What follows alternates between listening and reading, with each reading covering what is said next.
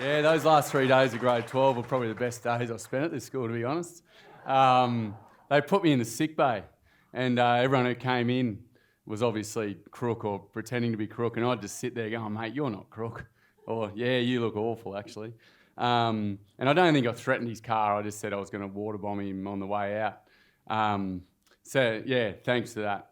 I just want to highlight a few things straight away. I'm feeling like there's nerves, feeling a little bit in the tummy. We've had a huge week here. But even if I hadn't had that huge week, I'd still be feeling that. And that's a lot about what this work is. It's normalising that.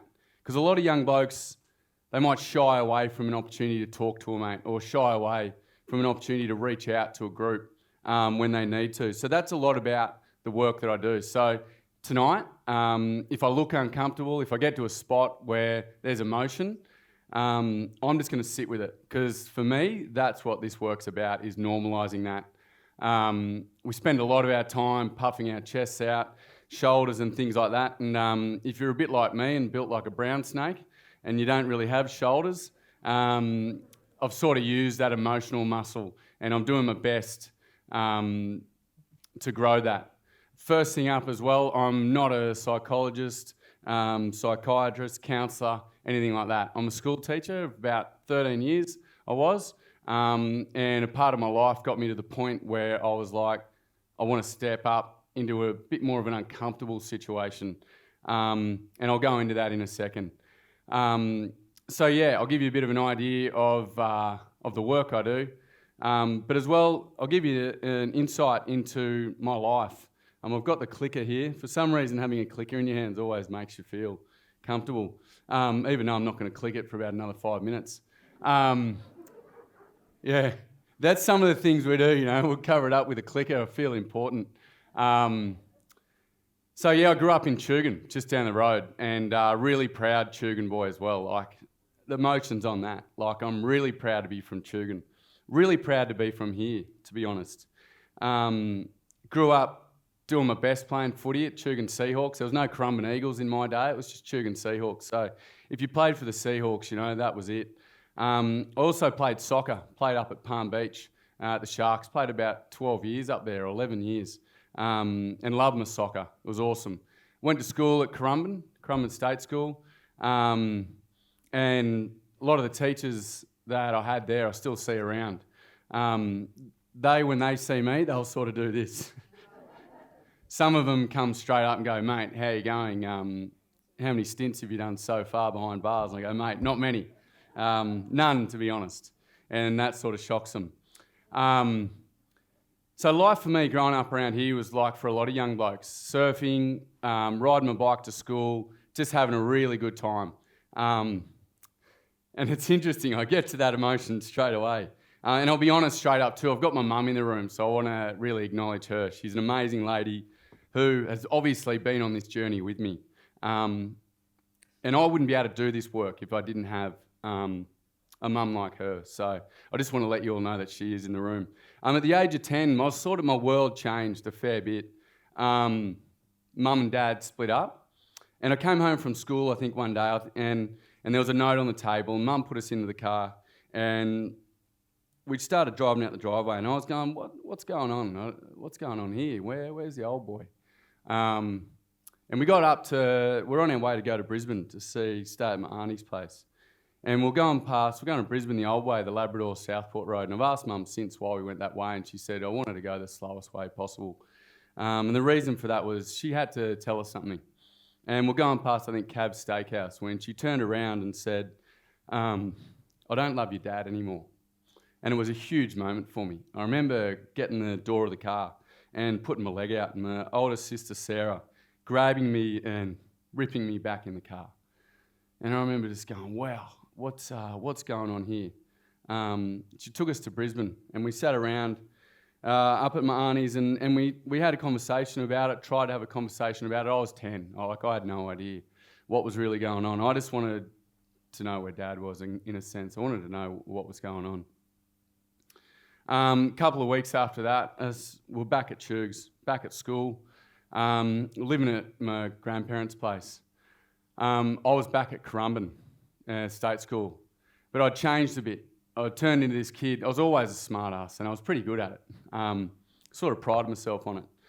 But for me, it picked up a whole new notch, like a whole level. It stepped up. And I didn't really know what was going on, but I started to drop a lot of names. I'd tell a lot of stories that weren't really true. I'd do a lot of gloating. And the boys were sort of picking up on it. And they'd talk about it. They go, mate, no one wants to hang out with you. You talk too much. Like, you drop names, you do all that. And they were calling me out on it. I used to suffer a lot of panic attacks, but I didn't know what they were at the time. We had an old swim coach. A lot of people from locals around here might remember Des Poole. He was a swimming coach there, and we go to swimming. And there was a big Audio Dynamite song that used to come on after training every day. CFM had this ability to play just the one playlist. And it used to come on at the same time, and I'd hear it, and I'd go into meltdown. And I'd get on my bike, and I'd ride back down the bike track. And I'd get home to check Mum was all right. If she was at work, I'd ring her. I'd check if my dad was all right. He was living in far north Queensland by that stage. And I'd check he was good. And then I'd come back to school. And I didn't know what was going on with myself, but I was having these panic attacks, and they were crazy. So the part of my story that I didn't add in was my old man moved pretty much, I think at about grade 7, he moved up to Cairns, far north Queensland. He had to just get out of town and start this new life. And I felt for him. I felt really sorry for him. So I moved up there. And he was a really angry man. I said to the boys today, we went to the pub for dinner. We do that most nights. And I said to one of the boys today that my old man's pretty much been at the pub for 29 years. He's emotionally inept. He doesn't have this ability. We spend a lot of time at the pub, him and I, and he'd rat on my mum to say all these things, and it just filled my head with all this stuff. And I'd get angry. I'd sit a lot of time at home around a fax machine, sending letters to mum, because I felt sorry that I wasn't living with mum. So then I moved back, and I came here.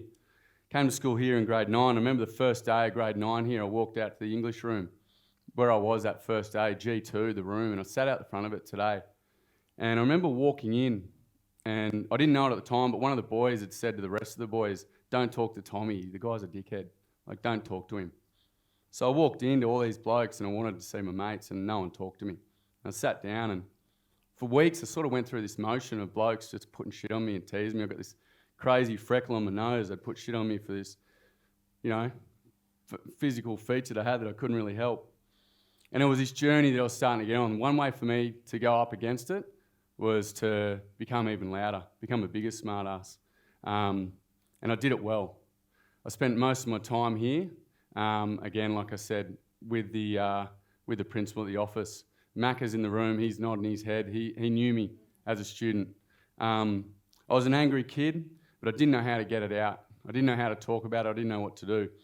That, for me, long story short, led into alcohol when I finished up at school. I was really lucky. I got a job working for a surfing magazine and travelled around a lot, travelled the world for a really long time.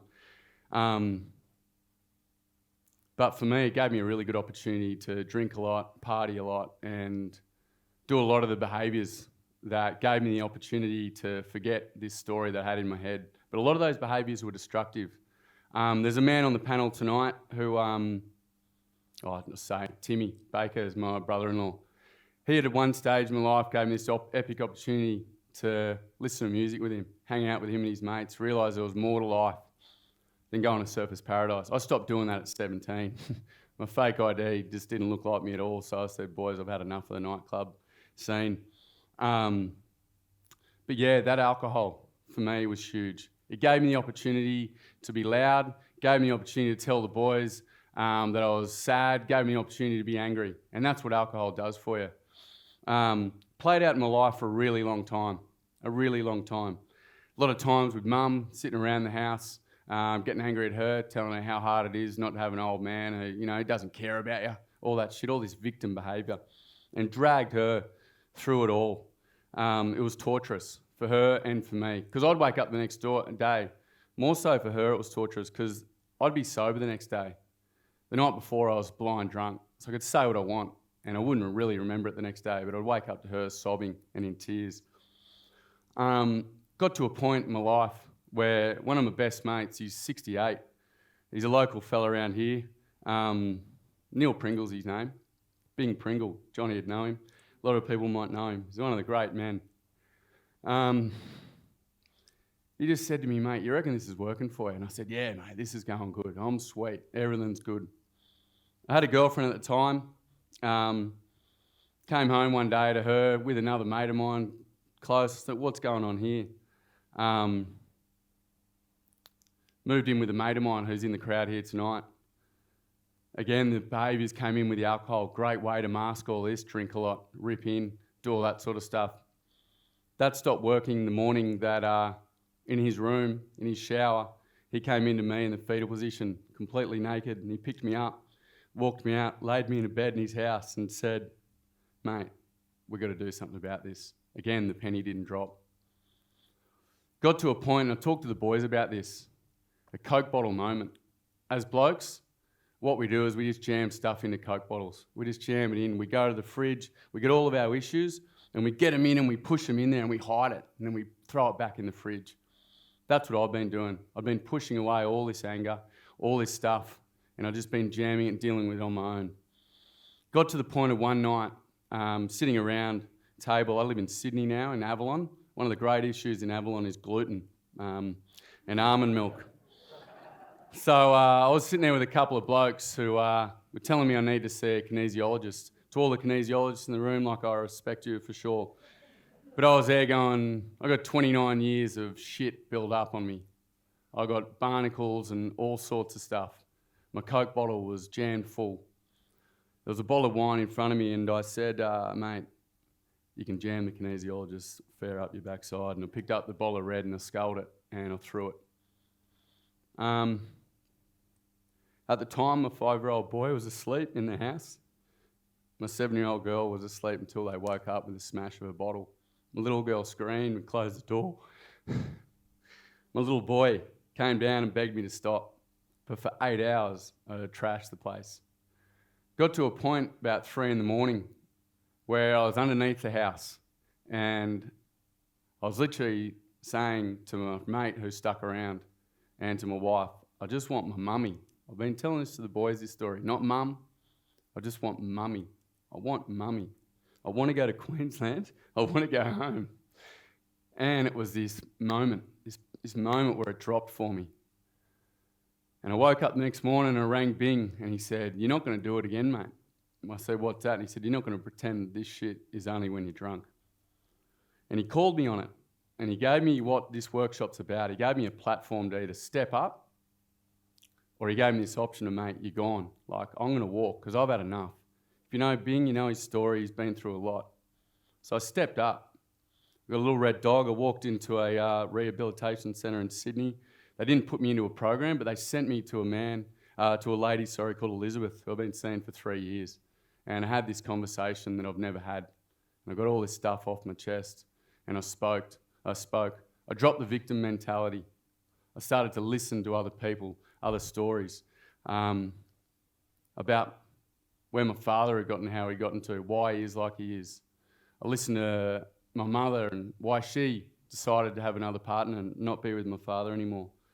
And it took me along this journey. And I thought, I got to do this with young fellas.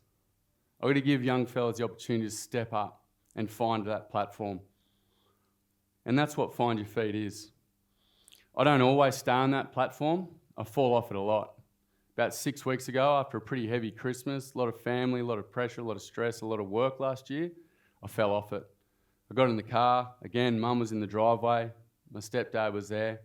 And there were tears, but they were like, mate, go back, go and do it again. So I went back to scratch and I started again. So I fall off, and I say that to the young fellas. Once you walk out of this workshop, you're not going to be perfect. Things aren't going to be perfect. You're going to fall backwards, but it's how we process it. So for me, and I explain it to the boys, those moments that we go through, talking to counsellors, for me, I'm on a full maintenance program. I get up, I run, I swim, I eat well. If I sleep well, I'm good. But then when I fall off, I have a few beers here and there. I don't eat that well, I don't sleep. I start to get angry, I don't talk, I don't reach out to my mates. So my Coke bottle gets full again. But if I'm on that maintenance program, I say to the boys, what am I doing? What am I doing with that Coke bottle if I'm going to chat with a counsellor or if I'm going for a run or a swim. Who has a young bloke in the room who's been here to the workshops? Put your hand up, we're the young boys. Yeah, what are we doing, mate, with the Coke bottle?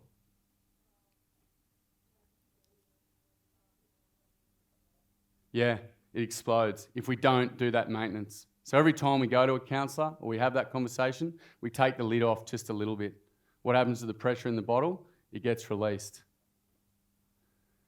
There's a stat that's 85% of blokes who commit domestic violence or a violent crime report, hey, I just lashed out. I didn't know what to do, so I just lashed out and I lost control. That's what happens when your Coke bottle fills up. So that's a little bit of my story. It's a pretty big story. I tell it a lot, but it gives you an idea of how I've gotten to this point of doing these workshops. To my mate Bing, I can't thank that guy enough. He saved my life, saved my marriage. And he's an incredible man. He's got this story that is just of forgiveness. He lost his son in a really terrible accident. And I remember being at the inquest of his young bloke. And the police were leaving every day who'd taken the life of his son. And they were leaving out the back door. And on the last day, head copper came over and said, Bing, you're going to have to leave, mate. The coppers want to go. And he said, nah, bugger it. They can walk straight past me. And I said, right, we're on here. We're at Parramatta Courthouse. This is going to be a big stink. And they walked straight past him. It was a husband and wife. And they walked past him and he lunged out and he grabbed this bloke like that, put his arms around him. And the security jumped on him. And he did this flick sort of thing and they fell off. They fell off to the side. And Bing whispered in this guy's ear, I forgive you. I forgive you. This bloke's knees went not forwards or backwards, they went at the sides and they fell on the ground. And Bing laid on the ground with him for about 5 minutes. Over the back of him was his wife Mary, who's an amazing woman, Lebanese woman who married Bing, so she ostracised from her family. She broke a rule, you don't marry a white man. She hasn't seen her grandkids in 20 years. Here she was on the floor with this female policewoman. On that day, they saved those two people's lives. I say to the boys, those two coppers could have gone back to where they came from and been angry and got on the grog and just played right up and for the rest of their life. But on that day, he saved them. About 6 months later, we're driving through the town where it happened.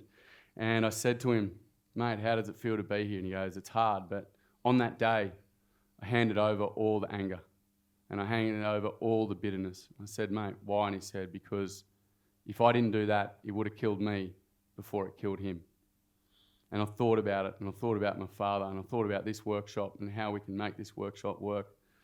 And I started to think about it. My mum and her partner have been married for, 15 years, but been together nearly 30.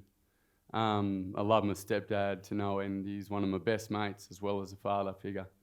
And for my old man, his story is he's a descendant of World War II trauma. His old man was awful with emotion. His old man, when Vietnam, the call-up came up, they were sitting on the couch and my dad's number didn't come up, so he went to the pub for 4 days. When he came back, he walked past my grandfather and he said to him, it's a shame your number didn't come up, it would have made a man out of you. So my dad went back to the pub. That was how he grew up. Doesn't make it right for me. It's not an excuse of how my old man behaves, but it gives me an insight into my old man. So it makes it easier for me to operate around him. And that's what we've been doing with these workshops. The boys have been telling each other their stories, their backgrounds, where they're from. I know I've probably gone over time, but I'd love to just quickly wind it up, Shiike, with a bit on this workshop. So it is the challenge, the title of man. A bloke said to me today, one of the kids, he cried out, he goes, who wants to go and walk on the edge of that? And he said it pretty much, who does? Like, it's a rocky cliff, there's a risk there. We're going to fall off, we're challenged. But that is what this workshop's about, challenging the title of man. What does it mean? What we do as a group is we come up with what are all the rules that the blokes live by. For me, it was drinking, get as many girls as you could, surf in the mornings, you had to play rugby league, you had to do all those sorts of things. We put all those up on the board and the boys write them up on the board. Then I put this slide up next. If you have a look up there, that's men's law. Now, I get to do this work all over Australia. I spend majority of my time around Narromine, Trangie, Dubbo, Gilgandra, Warren, Nevertai, Nyngan, Tamingley. That's where my heart lies. I love working in the bush, machinery sheds, doing this stuff. I also do it in big corporate spaces in Sydney, Melbourne, Adelaide. I had a 75-year-old bloke say, "Mate, don't dog the boys, like you can't do it." And I said, "Mate, take me through it. What do you mean by that?" And he said, "Well, on a Friday night, I still have a beer with the boys. Like I've got to go and get on the beers with the boys. If I don't, they'll be into me." And he said, "My wife will quite often ring me and go, 'Where are you? The grandkids are here.' And he's like, 'Nah, it's Friday. I can't dog the boys.'" And on that day, he stepped out in front of his mates and he said, "Boys, it's one of the hardest things for me to tell my wife I'm not coming home." So this is universal, this men's law. It's happening everywhere, and it's what's holding us the young blokes back. It's this platform that we're not offering them because we've got this in place. So what we do in this workshop is we redefine that. And for the next hour and a half of the workshop, they rebuild it. Some of the outcomes of that is, I had a young bloke, and I'm nearly finished, Shiike, sorry, Ledge. I had this young bloke in Warren, and he was an amazing young kid, and he had this lisp, and he was the funny kid, and he was the butt of everyone's jokes. And I could tell that when he walked in. Got to the point of the boys being able to tell a bit of story. And he said, "Boys, I've experienced a lot in my life. My uncle took his own life last week. Dad took off years ago, and at the moment, this drought is making me wonder if life is even worth it. Boys, I've been waiting a hell of a long time to have a proper conversation with you blokes, but with all the shit talking we do, there's never a chance. Today, I'm going to take off the mask and tell you fellas how I really am." From that moment on in these workshops, the boys, I call it like they're like sunflowers, they just blossom. They go from these boys who talk all the rubbish in the world, we only talk about porn and drinking and girls, and they egg each other on and they're frothing. The minute that a young bloke does this, they open up. The outcome of that is this last one, and this was a young bloke today. It felt so good talking to one of the footy boys and him sharing his life with me. Really made me respect him a lot, knowing what he has experienced. He was so supportive when I shared my story, which made it really easy for me to do. So that's what this is about. That's what tonight's about. To Paul Bullpitt, who's put this on, for me to be able to come back to this school, like when I drive past this school, I'm expecting normally for people to, a sniper to come out and blow the tyres out, mate, stay well away. But I haven't wanted to leave this week. But that's what this is about, starting that conversation and turning to that young person next to you and being able to have that conversation. For the young person to get uncomfortable and turn to the person next to them and have that conversation and step up on that platform. So tonight we're going to do that, Shiike. I'll hand it back over to you.